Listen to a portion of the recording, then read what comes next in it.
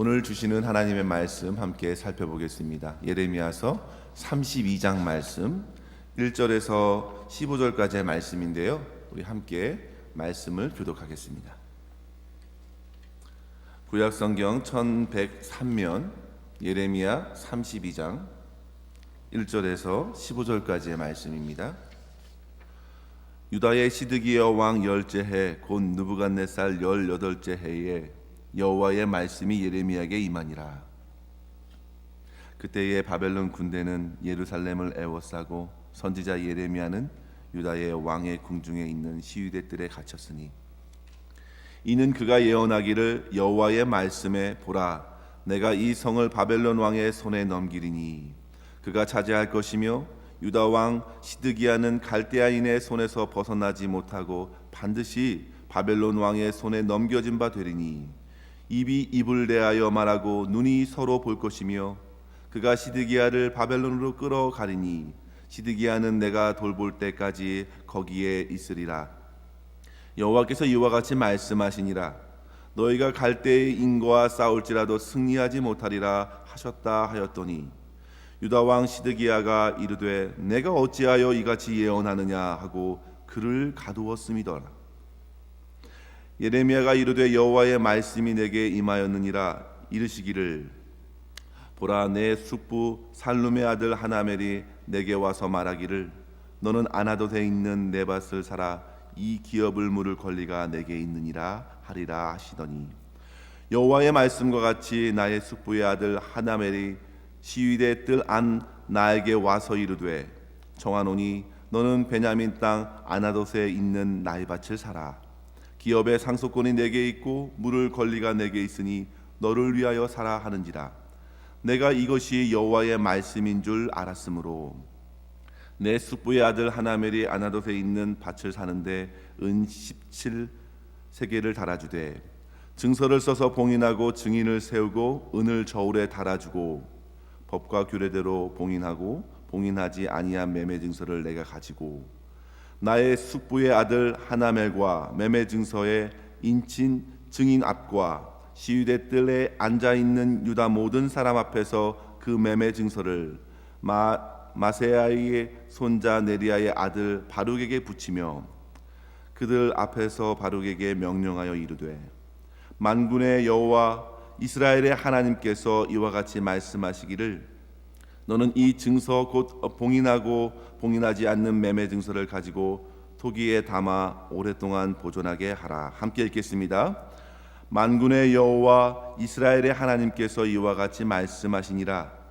사람이 이 땅에서 집과 밭과 포도원을 다시 사게 되리라 하셨다 하니라. 아멘. 함께 봉독한 말씀을 가지고 고난 가운데 주신 회복의 약속이라는 제목으로 하나님 말씀을 잠시 나누겠습니다. 오늘 우리가 이 본문을 좀 길게 묵상을 하게 되었는데요. 오늘 본문에서 예레미야는 갇혀 있습니다. 그가 갇힌 이유가 무엇입니까? 하나님의 말씀을 전했기 때문이죠. 그는 하나님의 말씀을 처음부터 끝까지 전하면서 바벨론에게 이스라엘 백성들로 하여금 투항하라고 그리고 하나님의 회복의 시간이 될 때까지 그곳에서 살아가야 한다고 전했습니다. 그러나 끝까지 시드기야 왕과 또 많은 그 주변에 있는 관료들은 그의 말을 무시했습니다. 그리고 예레미야는 시위대 뜰 안에 갇혀 있게 된 것이죠.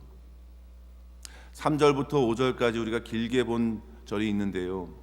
그 말씀에 보시면 그러한 이유 때문에 시드기야는 예레미야를 가두었습니다. 그의 귀에 좋아 보이지 않는 예언을 했던 예레미야는 갇혀 있고 그는 지금 포위되어 있는 것입니다. 예루살렘 성은 포위되어 있고 그 안에 예레미야는 시드기야에 의해서 갇혀 있는 것이죠. 사랑하는 성도 여러분, 하나님의 말씀을 끝까지 붙드는 자가 당면하는 고난은 정말 큽니다. 하나님께서 보실 때는 정말 하나님의 말씀을 전하기 때문에 많은 것들로 세워주고 또 많은 것들로 더해주고 회복시켜주기를 원하시지만 그것이 인간의 마음이잖아요. 하나님께서는 분명히 하나님의 일을 감당하다가 고난받을 때 그렇게 회복되기를 하나님께서 회복해 주시기를 바라지만, 지금 예레미야는 하나님의 말씀, 진리의 말씀을 지키다가 더욱더 고난당하고 있는 것입니다. 포위되어 있는 성 안에 있는 감옥에 갇혀 있습니다. 세상은 그를 오히려 더욱더 고난당하는 자로서 여기게 합니다. 사람들은 하나님의 말씀을 좀처럼 듣기 싫어합니다. 아니, 그렇게 거부합니다. 끝까지 자기의 힘으로 붙들고 이 상황을 해결해 보고자 모색합니다. 하나님께 돌아오는 것이 이렇게 어려운 것입니다. 하나님의 말씀을 듣는 것이 참으로 어렵습니다. 오히려 말씀을 전하는 일을 가둡니다. 뻔히 멸망하고 있는 상황을 보면서도 끝까지 하나님의 말씀을 듣지 않으려고 하는 완악함이 바로 시드기야 왕에게 있었습니다. 그리고 하나님의 말씀을 전했던 예레미야는 오히려 시대 뜰 안에 갇혀 있습니다. 그런데 어떤가요? 오늘 이 예레미야에게 하나님의 말씀이, 또 다른 말씀이 주어지는 것입니다. 바로 6절 이하의 말씀인데요, 그 숙부의 아들 하나멜이 그에게 찾아옵니다.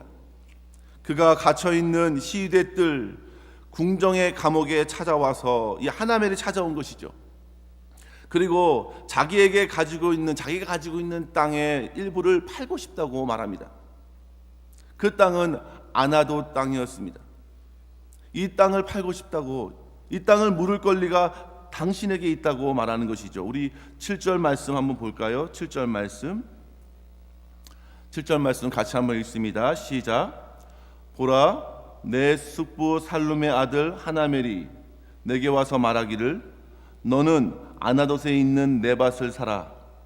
이 기업을 물을 권리가 내게 있느니라 하리라 하시더니. 이 아나돗의 밭을 사라고 하는 것입니다. 성도 여러분, 한번 생각해 보십시오. 지금 전쟁입니다. 지금 느부갓네살 왕은 세 차례 쳐들어왔고 이제 곧 멸망의 시기에 이르렀습니다. 예루살렘 성은 포위되었고 왕도 안절부절하지 못하는 상황이고 백성들도 혼비백산 흩어졌습니다. 그런 상황에서 갇혀있는 예레미야에게 찾아온 것입니다. 그리고 자기의 밭을 사라고 말하는 것입니다. 전쟁통에서 땅을 하나 사라는 것입니다. 온 나라가 멸망하고 그 땅의 가치도 떨어질 것, 아무런 가치가 없는 그 땅을 사라고 말하는 것입니다. 그런 상황에 여러분들이 한번 처해 본다고 생각해 보십시오.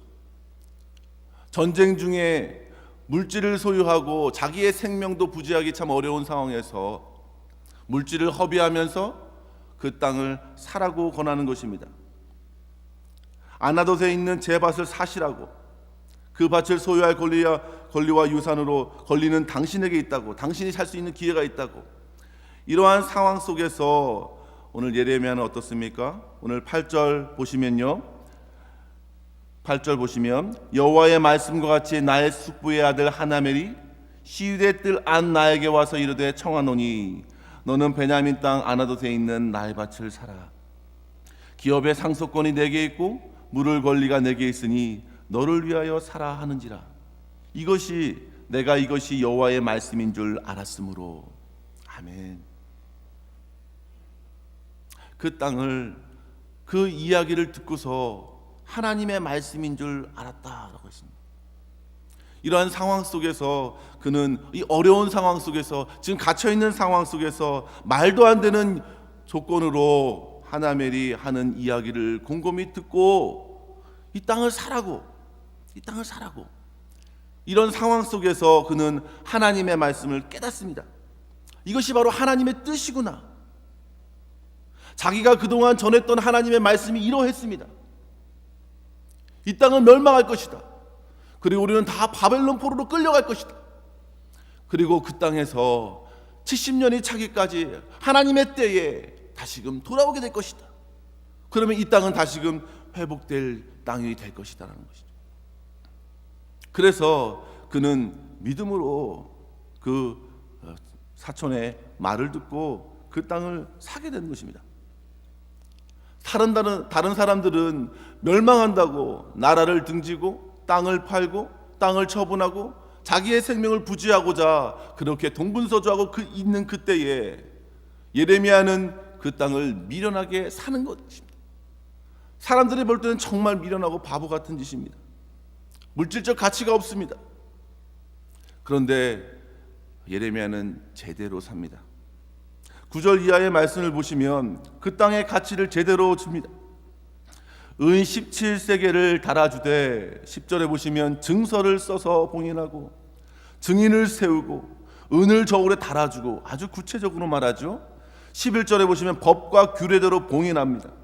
봉인하지 아니한 매매증서를 또한 가지고 있습니다. 2개의 매매증서를 가지고 그것을 작성한 후에 이제 네리야의 아들 바룩에게 붙였다.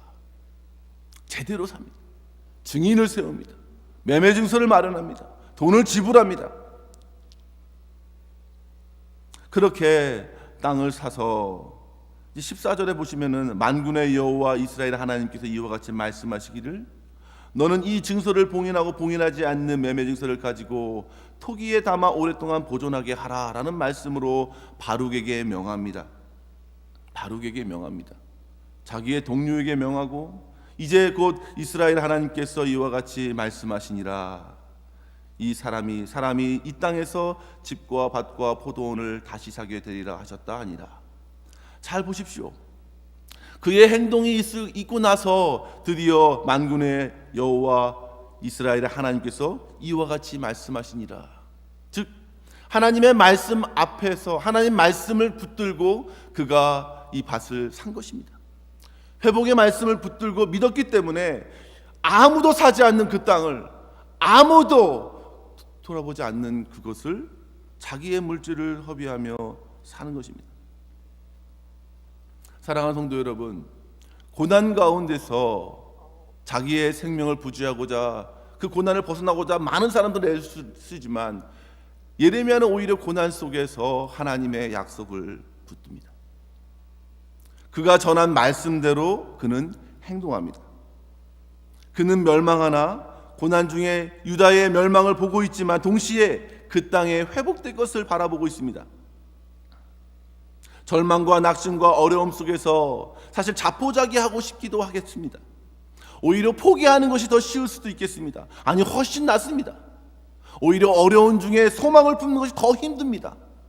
더 고통스럽습니다. 절망하고 낙심하면 아무 일도 하지 않아도 됩니다. 그저 자기 목숨만 부지하면 됩니다. 어떤 위험도 감수하지 않아도 됩니다. 지금 이 고난의 때만 이겨내면 되기 때문에 그렇습니다. 희생하지 않아도 됩니다. 헌신하지 않아도 됩니다. 그러나 이 고난 가운데에, 이 어려움 가운데에 소망을 붙드는 것은 오히려 더 힘든 것입니다. 희생이 따르는 것입니다. 더 어렵습니다. 하나님의 약속을 붙들고 소망을 품는 자는 세상의 흐름과는 반대로 가야 되기 때문에 힘이 드는 것입니다. 그런데 성도 여러분, 그것이 바로 생명이 있다는 증거입니다. 너희는 이 세대를 본받지 말고 오직 마음을 새롭게 함으로 변화를 받아 하나님의 선하시고 온전하시고 기뻐하신 뜻이 무엇인지 분별하도록 하라. 이 세대의 흐름에 역행하는 것입니다. 왜요? 하나님의 말씀에 소망을 두고 있기 때문입니다. 이 고난과 어려움과 절망적인 상황 속에서도 자기 자신을 위한 것이 아니라 하나님 말씀에 자기의 인생을 거는 것입니다. 자기가 전한 말씀, 자기가 붙들고 있는 말씀대로 그렇게 갇혀있는 상황 속에서도 하나님의 말씀대로 그는 용기를 내어 희망을, 소망을 하나님께 두고 그 땅을 사게 되었습니다. 성도 여러분, 누가 지혜로운 사람인가요? 누가 현실적이고 누가 현명한 사람인가요? 바로 예레미야가 지혜로운 사람이고 예레미야가 실제를 아는 사람이었습니다. 그 땅은 결국 15절의 말씀처럼 회복이 될 것입니다. 우리 같이 한번 15절의 말씀 다시 한번 읽어볼까요? 같이 한번 읽습니다. 시작. 만군의 여호와 이스라엘의 하나님께서 이와 같이 말씀하시니라. 사람이 이 땅에서 집과 밭과 포도원을 다시 사게 되리라 하셨다 하니라. 아멘. 절망과 심판의 상황 속에서도 그는 구원의 약속, 소망의 말씀을 붙들고 일어납니다. 그리고 그 땅을 믿음으로 삽니다. 자기 자신을 위해서가 아닙니다. 다음 세대를 위해서 샀고 다음 세대에 회복될 영혼들을 바라보면서 약속의 성취를 확신하면서 그 땅을 삽니다. 그리고 그것을 증거로 삼고 보관하도록 하였습니다. 왜냐하면 분명히 다음 세대의 많은 사람들이 예레미야가 전한 진리의 말씀이 옳았다. 예레미야의 말씀이 과연 하나님의 말씀이었다. 고난 속에서도 그렇게 하나님 말씀에 소망을 두고 그는 다음 세대를 열어가게 된 것입니다. 사랑하는 성도 여러분, 고난이 우리에게 밀려옵니다. 어려움이 닥칩니다. 포기하지 마시고 내려놓지 마시고 십자가를 굳게 붙드시기를 바랍니다. 주님의 말씀에 우리의 삶을 드리고 우리의 인생을 드리고 우리의 시간을 드리십시오. 우리가 받은 말씀대로 우리는 살아나야 합니다. 때로는 상황이 밀려와서 내 뜻대로 하고 싶은 마음이 들 때가 있습니다. 그러나 하나님의 말씀을 기억하십시오. 우리가 믿었던 말씀을 기억하십시오. 우리가 나눴던 하나님의 말씀을 기억하십시오. 그리고 그 말씀대로 우리의 삶에도 그 말씀에 맞춰서, 상황이 아니라 그 말씀에 맞춰서 희생하고 또 헌신하고 그 말씀에 우리의 삶을 내어 맡기는 것입니다. 그럴 때에 결국 진리의 말씀이 그 세대에 또 그 다음 세대에 성취되는 것을 바라보고 또 하나님께 영광이 되는 줄 믿습니다. 우리 같이 나눈 말씀을 가지고 함께 기도했으면 좋겠습니다. 사랑하는 성도 여러분, 오늘날 코로나가 얼마나 심각합니까? 캘리포니아 산불이 얼마나 심각합니까? 경제적인 위기가 얼마나 큽니까? 이러한 상황을 보면서 이 세상을 주관하시는 하나님께서 이러한 어려움과 고난을 허락하신 이유를 한번 곰곰이 생각해야 합니다. 하나님께서는 결코 고난을 낭비하지 않으십니다. 이 고난을 통해서 아름다운 열매를 맺어가기를 원하십니다.